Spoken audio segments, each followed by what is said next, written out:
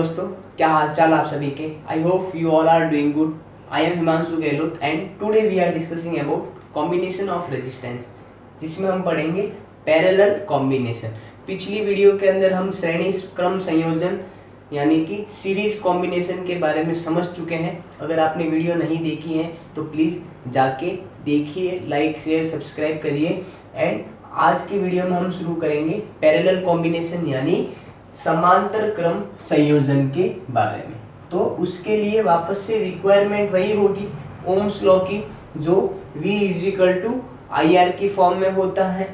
ठीक है, अब समांतर क्रम संयोजन के अंदर क्या है, जैसे हमने श्रेणी क्रम संयोजन के अंदर एक सर्किट बनाया था और सारे के सारे रेजिस्टेंस एक सीधी लाइन में श्रेणी के क्रम में रखे थे, वैसे ही समांतर क्रम संयोजन में सर्किट वैसा ही है, लेकिन जो रेजिस्टेंस है वो समांतर क्रम में है, एक के ऊपर एक है यानी पैरेलल है।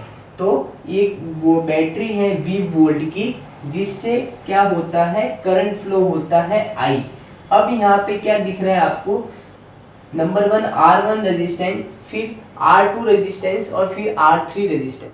अब देखिए समांतर क्रम संयोजन में होता क्या है, सारे के सारे रेजिस्टेंस का पहला सिरा और सारे रेजिस्टेंस का दूसरा सिरा एक साथ में जुड़ा हुआ होता है किसी सर्किट के वायर के अटैच के थ्रू। अब देखो जैसे यहाँ पे ये है पॉइंट A और ये है पॉइंट B। अब ये जो रेजिस्टेंस है इसका नंबर 1 सिरा एंड सेकंड सिरा, इसका भी 7 सिरा, ये सेकंड सिरा, इसका भी ये पहला सिरा और ये दूसरा सिरा। तो अब ये जो सर्किट बनाया उसका A पॉइंट है, तो A पॉइंट से सारे के सारे रेजिस्टेंस का एक ही सिरा जुड़ा हुआ है, कौन सा, पहला।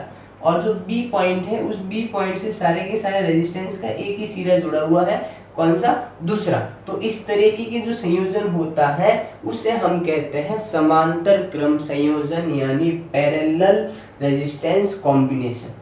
ठीक है, तो अब देखो 20 वोल्ट की बैटरी से I करंट फ्लो होती है किसके अंदर, R टाइप के रेजिस्टेंस के अंदर। तो 3 रेजिस्टेंस लगाए हुए जिसे हमने कहा R1, R2 और R3। अब देखो श्रेणी क्रम संयोजन के अंदर जो करंट थी वो तीनों रेजिस्टेंस में उसी वैल्यू के अंदर फ्लो कर रही थी, समान धारा फ्लो कर रही थी। लेकिन समांतर क्रम संयोजन में यहाँ ऐसा नहीं होगा। यहाँ से अगर करंट I चली है तो अब इधर A पॉइंट से इसको 3 रास्ते मिल जाते हैं, यानी कि अब ये इस वायर के अंदर अलग जाएगी, R2 के अंदर अलग जाएगी और R3 के अंदर अलग जाएगी, और वापस से जब मिलेगी तो पीछे से जो करंट आएगी वो वापस से हमें I प्राप्त होगी। तो R1 के अंदर फ्लो होने वाली करंट हो जाती है इस तरीके से I1, R2 के अंदर फ्लो होने वाली करंट होगी I2 और R3 के अंदर फ्लो होने वाली करंट होगी I3। तो इस तरीके से अगर हम देखते हैं कि टोटल करंट की वैल्यू क्या होगी इस सर्किट के अंदर,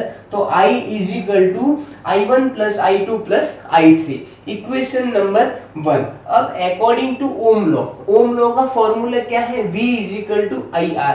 ठीक है, तो अब इस फॉर्मूले से अगर हमें I की बात कर रहे हैं तो I का फॉर्मूला बनाएंगे तो क्या हो जाएगा, I वही रहेगा, R V के डिवाइड में आ जाएगा, तो I = V/R। According to Ohm law current का फॉर्मूला ये होता है I = V/IR। तो अब इस की अलग अलग हम बात करें, देखो ये यहाँ पे हमने एक इंडिविजुअल फॉर्मूला निकाला है I का, यानी कि ओम्स लॉ के थ्रू, लेकिन अब हमें इन तीनों की वैल्यू देखनी है। तो I1 की वैल्यू इस फॉर्मूले के अकॉर्डिंग क्या हो जाएगी, V/R। तो यहाँ पे V तो सेम ही है और R की जगह पहले रेजिस्टेंस की बात करूंगा तो R1 आ जाएगा, क्योंकि I1 धारा जो है वो R1 रेजिस्टेंस के अंदर फ्लो कर रही है। तो I1 = V/R2, ठीक, R1 सॉरी। एंड अब आता है हमारा सेकेंड करंट I2। तो I2 जो करंट है वो R2 रेजिस्टेंस के अंदर फ्लो कर रही है, तो I2 = V/R2, थर्ड इक्वेशन। अब हम अगर I3 की बात करें तो I3 जो करंट है वो R3 रेजिस्टेंस के अंदर फ्लो कर रही है, तो I3 = V/R3, फोर्थ इक्वेशन। इस तरीके से हमने अलग अलग तीनों करंट के value according to Ohm law के फॉर्मूले से फाइंड आउट करी है। अब हम क्या करेंगे कि मानो इक्वेशन नंबर 1 में इक्वेशन 2, 3 और 4 की वैल्यू पुट ऑन करने पर। तो अब इक्वेशन यानी कि समीकरण पहले मैं 2, 3 और 4 समीकरण के जो मान है वो इस समीकरण में रखने वाला हूँ। तो पहला समीकरण क्या था, i equal to I one plus I two plus I three था। तो अब यहाँ पे i1 की वैल्यू हमने क्या प्राप्त करी, v अपॉन r1, तो यहाँ रख दिया मैंने v अपॉन r1। अब i2 की वैल्यू क्या थी, v अपॉन r2, तो यहाँ पे रख दिया v अपॉन r2। और i3 की वैल्यू क्या थी, v अपॉन r3, तो i3 की जगह रख दिया v अपॉन r3। तो हमारा जो समीकरण मिला वो हो गया i is equal to v upon r1 plus v upon r2 plus v upon r3। अब देखो इसके अंदर हमें कॉमन क्या दिख रहा है, वोल्टेज कॉमन दिख रहा है, क्योंकि इस सर्किट के अंदर क्या है, सब अलग कुछ है, रेजिस्टेंस अलग है, करंट अलग है, लेकिन वोल्टेज क्या है, सेम है। तो इसको ले लेते हैं कॉमन, V यानी वोल्ट को ले लेते हैं, वोल्टेज को ले लेंगे कॉमन। तो I is equal to V common हो गया, ब्रैकेट में आ जाएगा, जब इसके ऊपर से V कॉमन ले लिया तो यहाँ क्या बचा, 1 अपॉन R1, 1 अपॉन R2 और 1 अपॉन R3। तो हमने ले लिया 1 upon R1 plus 1 upon R2 plus 1 upon R3। अब देखो ये जो वोल्टेज है मल्टीप्लाई से I के नीचे जाएगा तो डिवाइड में आ जाएगा, ठीक है। तो ये इसको मैंने यहाँ ट्रांसफर कर दिया, तो I is equal I upon V is equal to 1 upon R1 plus 1 upon R2 1 upon R3, ऐसे का ऐसे हम ले लेते हैं। समझ में आ रहा है? सॉरी। अब देखो क्या है, अब मैंने एक यहाँ पे और सर्किट बनाया है उसी की तरह। यहाँ पे क्या था, R1 था, R2 था, R3 था। अगर मैं इन तीनों सर्किट के रेजिस्टेंस को मिक्स करके एक रेजिस्टेंस बना दूं तो क्या हो जाएगा, R इक्विवेलेंट हो जाएगा। यानी कि इनकी जब धारा अलग थी और रेजिस्टेंस अलग थे, तो अगर मैं रेजिस्टेंस को एक बना के बड़ा रेजिस्टेंस बना देता हूं तो ये जो अलग अलग धारा थी तो उन सब का भी मान प्लस हो जाएगा और इसी बड़े रेजिस्टेंस के अंदर उन सब के मान वाली धारा फ्लो करना शुरू करेगी। तो यहाँ पे क्या हो गया, I हो गया, ये R इक्विवेलेंट हो गया और ये वोल्ट जो था वो है। तो हमने क्या कर दिया कि R1 plus R2 plus R3 को मिक्स करके बना दिया R इक्विवेलेंट। देखो अब हमें जो यहाँ फॉर्मूला मिला है वो है I is equal to V, लेकिन हम बात कर रहे हैं इस वाले पद में R की, यानी कि R इक्विवेलेंट की बात कर रहे हैं। तो ये जो वैल्यू आ रही है 1 upon R1 plus 1 upon R2 plus 1 upon R3 वो किसके बराबर होनी चाहिए, R इक्विवेलेंट के बराबर होनी चाहिए। इन तीनों रेजिस्टेंस को जोड़ूंगा यानी कि R इक्विवेलेंट को बराबर करूंगा तो ये तीनों रेजिस्टेंस होंगे, R1 plus R2 plus R3 is equal to R equivalent. तो अब देखो अगर मैं ओम के लॉ से V is equal to I R से R का फॉर्मूला फाइंड आउट करता हूं तो क्या मिलता है, V अपॉन I। क्या मिलता है, V अपॉन I। लेकिन हमें यहाँ जो प्राप्त है वो क्या है, I अपॉन V, यानी कि जस्ट इसका उल्टा है। तो हमें क्या करना है, इसको V अपॉन I करना है।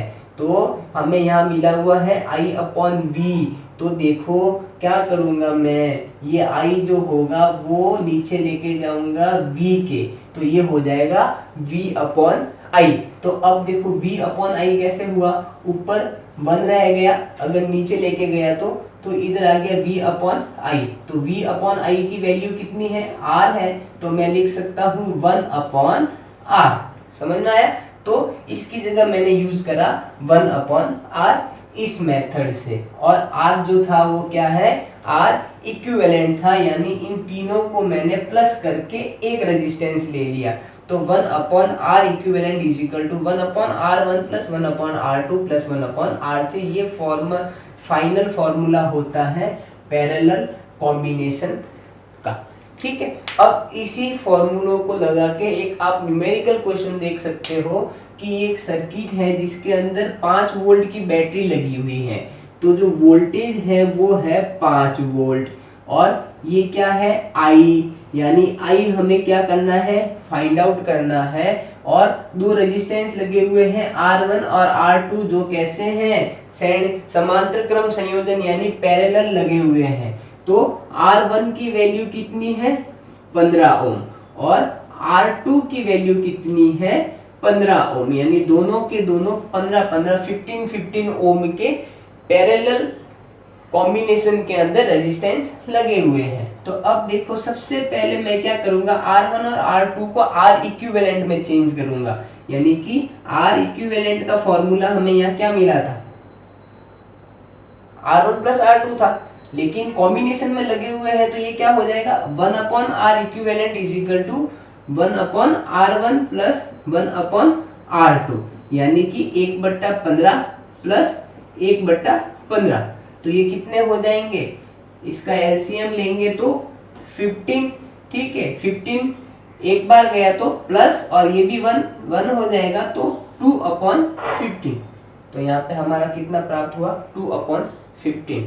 अब देखो आगे फॉर्मूला लगाना है I का, यानी कि हमें फाइंड आउट करनी है करंट, तो करंट का फॉर्मूला क्या होता है I is equal to V upon R, तो I is equal to V कितना है 5 वोल्ट, तो V हो गया 5 वोल्ट और R कितना है 2/15, कितना है 2/15। अब देखो यहाँ पे हमें क्या दिख रहा है, R दिख रहा है ना, लेकिन हमारी जो यहाँ वैल्यू है वो किसकी फॉर्म में है 1/R की फॉर्म में है, तो अगर 1/R की फॉर्म में मुझे R करना है तो क्या करूंगा मैं, एक बट्टे अगर R इक्विवेलेंट है तो इसको अगर मेरे को हटाना है तो इसको लेके जाऊंगा ऊपर, तो जैसे ही ये वैल्यू थी 2/15, ठीक है, तो मैं क्या करूंगा इसको कर दूंगा उल्टी, यानी कि 15/2, तो ये वैल्यू हो जाएगी R इक्विवेलेंट की, और पहले थी 1/R इक्विवेलेंट की,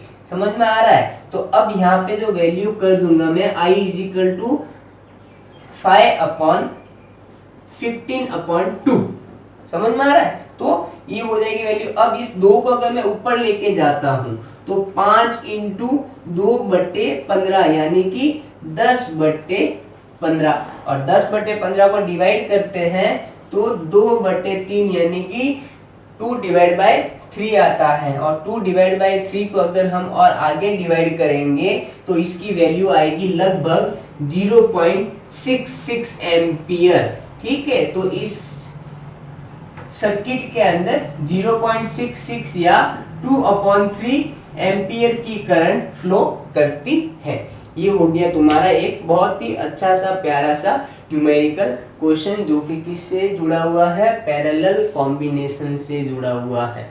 सो गाइज, अगर आपको समझ में आया है और अच्छा लगा है तो प्लीज़ लाइक करें, वीडियो को अपने सारे फ्रेंड्स के अंदर शेयर करें और चैनल को सब्सक्राइब करें। घर पे रहिए, खुश रहिए, स्वस्थ रहिए, पढ़ते रहिए। जय हिंद, जय Bharat, take care, bye bye.